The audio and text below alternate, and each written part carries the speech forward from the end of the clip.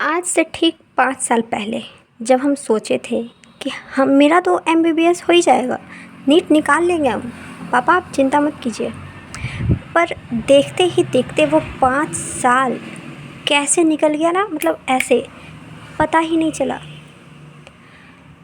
इस वीडियो में हम कोई एक्सक्यूज़ नहीं दे रहे कि मेरा नहीं हुआ, बल्कि हम ये बताएंगे कि मेरा क्यों नहीं हुआ। ये वीडियो कोई सिंपैथी के लिए नहीं है। हम किसी कोचिंग को, किसी टीचर को या फिर एग्ज़ाम पेपर को दोष नहीं दे सकते हैं। आज हम इस वीडियो में ये बताएंगे कि मेरा ऐसा क्या गलती कर दिए हम जिस वजह से मेरा नहीं हुआ। तो जो भी बच्चे नीट 2027 या फिर उसके बाद का तैयारी कर रहे हो ना, वो एंड तक ज़रूर देखना, शायद आपके लिए कुछ हेल्प हो जाए। तो नीट में हम 2021 जस्ट कोरोना के बाहर आए हुए थे और हम ठान लिए थे कि हमको नीट निकालना है। ठीक है, हम पीडब्ल्यू विद्यापीठ में पढ़े हैं।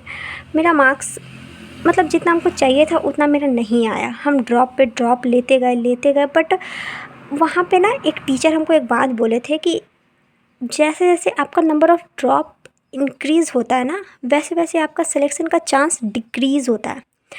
आई डोंट नो ये बात कितना % सही है, बट मेरे पे तो ये चीज़ लागू हुआ। जैसे जैसे हम ड्रॉप लेते जा रहे हैं ना, मेरा मार्क्स सही में कम हो गया। अब इसमें हम ये नहीं बोल सकते कि पेपर टफ था इसलिए कम हुआ, जो भी रीज़न हो, पर मेरा मार्क्स तो कम आया ना। तो एक परफेक्ट स्ट्रैटेजी जो होता है ना प्रिपरेशन में, बहुत ही ज़्यादा मैटर करता है। तो देखते सबसे पहला स्ट्रैटेजी। सबसे पहला मिस्टेक जो हम किए थे वो था प्लानिंग के बिना पढ़ाई करना। मतलब ऐसा था कि जैसे हमको ह्यूमन फिजियोलॉजी में बहुत इंटरेस्ट है तो हम उसी को एकदम पढ़ते जा रहे हैं, दिन ब दिन एनसीईआरटी एकदम कर रहे हैं, मतलब अच्छे से नोट्स पढ़ रहे हैं, मैम का क्वेश्चन लगा रहे हैं, मतलब बस उसी का। सेक्सुअल रिप्रोडक्शन, भाई ये सब में तो सबको अच्छा लगता है, तो इसी को हम भी पढ़ते थे जैसे सब पढ़ता है। ठीक है, तो ये बहुत बड़ा गलती किया। अगर आपको पता नहीं है आपको किस चैप्टर को कितना टाइम देना चाहिए, तो फिर बहुत बड़ा गलती करो। इस चीज़ को आज ही सेट करो, किसको कितना देर समय देना है। ठीक है, पहला गलती। और इसका लेसन क्या है कि हमें टाइम डिसाइड करके पढ़ना पड़ेगा कि कौन से चैप्टर को कितना समय देना है। ठीक है, नेक्स्ट, रिवीजन को इग्नोर करना। भाई अगर तुम्हारा सिलेबस 100% हो गया है बट आपका रिवीजन अगर नहीं है, मतलब 20-30% है, आपका सिलेक्शन नहीं होने वाला। बट वहीं अगर आपका सिलेबस 70% कंप्लीट है और वही 70% को आप बार बार रिवाइज़ किए हो, तो कंफर्म है कि आपका सिलेक्शन हो जाएगा। ठीक है, तो दूसरा लेसन क्या है, रिवाइज़ करना। भाई आप सिलेबस कंप्लीट ना करो वो चलेगा, बट रिवीजन तो मस्ट है। एक ही चीज़ को आप इतना बार पढ़ो ना कि मतलब बस एग्ज़ाम में आपको वो सोचने का ज़रूरत ही ना पड़े, मतलब दूसरा तीसरा ऑप्शन कि हाँ ये भी हो सकता था, ऐसा नहीं। ऐसा क्यों होता है? क्योंकि हम रिवाइज़ कम किए होते हैं, इस वजह से। तीसरा, क्वेश्चन कम लगाना। जैसे बायो का हम बात करें तो नोट्स रिवीजन कर रहे हैं, एनसीईआरटी रिवाइज कर रहे हैं, बट एमसीक्यूज़ का सॉल्व बहुत कम करते हैं क्योंकि याद रहता है सब, हाँ ये एनसीईआरटी का लाइन है। फिजिक्स में जो सर नोट्स दिखाया उसी नोट्स को बार बार पलट के देखना, ये बहुत बड़ा मिस्टेक है। अगर आप खुद से सॉल्व नहीं कर रहे हो, अगर आप वही सर का नोट्स को एक बार फिर से अलग से नोट्स में कॉपी मतलब बंद करके खुद से उस क्वेश्चन को सॉल्व करो, नया नया क्वेश्चन को ट्राई करो, पीवाईक्यू ज़्यादा से ज़्यादा एक्सप्लोर करो, चाहे वो जेई का हो, नीट का हो, जिसका भी हो। क्योंकि फ़िज़िक्स में पेपर का लेवल कैसा आ रहा है वो तो आप देख ही रहे हो ना, तो हम क्यों उस चीज़ के लिए मतलब ये करें, हमको तो हर चीज़ के लिए तैयार रहना पड़ेगा ना। तो ये तीसरा मिस्टेक है, क्वेश्चन कम लगाना।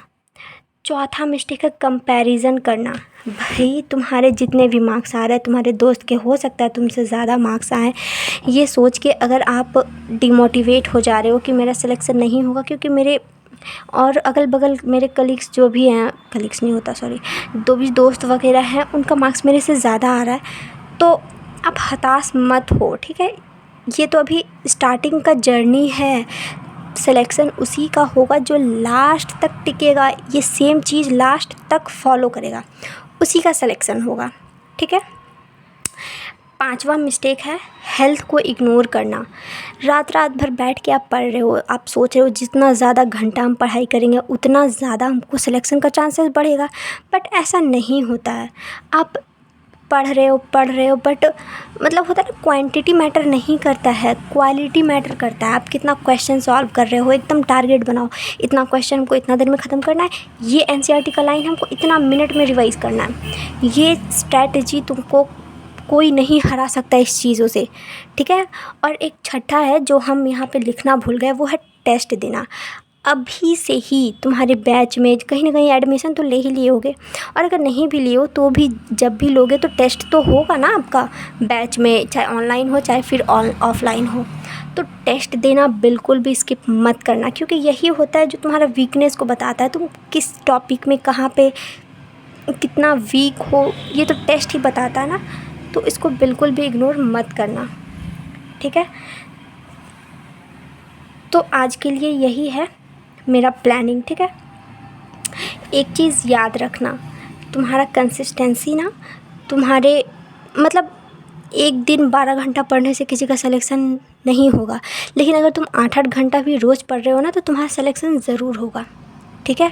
और अगर भी वीडियो अच्छा लगा ना तो थोड़ा चैनल को सब्सक्राइब करना या फिर कमेंट कर देना। सब्सक्राइब मत करना, चलो ठीक है कोई बात नहीं, बार बार नोटिफिकेशन आता है तो उससे भी डिस्टर्ब होता है इंसान, बट एक बार कमेंट में लिखना कि जो भी गलती आप दोहराए हो वो हम नहीं दोहराएंगे, ठीक है। देखो ये मिस्टेक किए थे, और भी कुछ मिस्टेक्स हम किए हैं, जैसे एनसीईआरटी को इग्नोर करना, मतलब एमटीजी फिंगर टिप्स वगैरह होता है ना, बायो में भी वो सब बहुत ज़्यादा उसका कर रहे थे, बट एनसीईआरटी हम थोड़ा कम पढ़े हैं, तो ये सब मिस्टेक भी हो सकता है मेरे से। तो ये सब चीज़ को भी तुम थोड़ा देखना, ठीक है। तो आज के लिए इतना ही, बाय बाय।